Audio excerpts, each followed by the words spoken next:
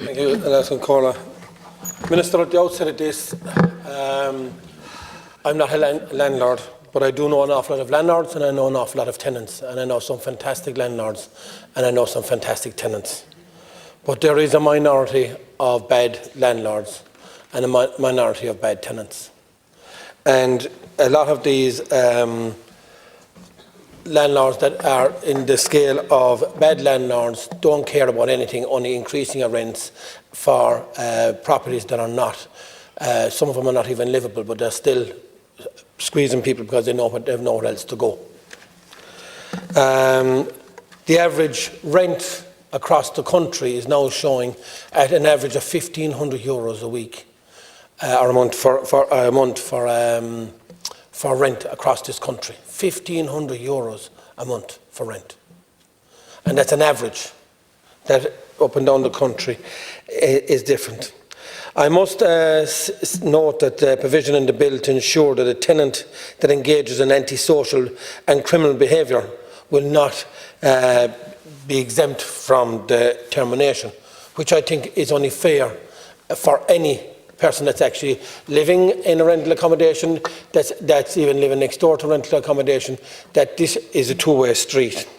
And we want to make sure that people that are living in a rental accommodation, that they appreciate where they are, and also the people that are living in the locality, that they work together favourably for themselves and their neighbours, which is, as I say, there is fantastic people that are renting and there's fantastic landlords. But Minister, I've been talking to local businesses, businesses that are struggling to get employees, and they have said that if they had to, they would actually build accommodation for their staff, which also would ensure that their business, one of the businesses I actually spoke to was in business since 1977, and said that they would actually put up accommodation for their staff. But the planning laws won't allow it, because they'll allow them build the accommodation for the staff, but under the planning laws that they have to give X amount back to social housing. And they said that for the future proofing of their business, it doesn't make viable sense for them to build properties for their staff and then to have to build houses for social and affordable housing. So that needs to be looked at. We could actually help people at the moment to get a job, have a roof over their head, and some of these people that they want to actually build properties for are actually in their employment for the last 15 and 20 years, are in a rental market at the moment themselves that they can't afford. And what's that's happening now, it's actually putting more pressure on the businesses, that the businesses now are being, to hold on to their staff, have to raise the wages above or beyond.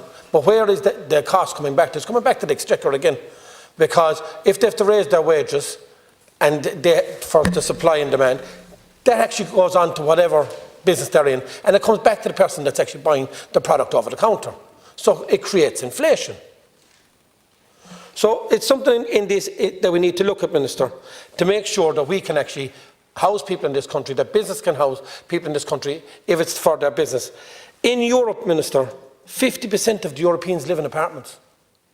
In Ireland, 10%. It doesn't figure. And what is the biggest downfall in this, Minister?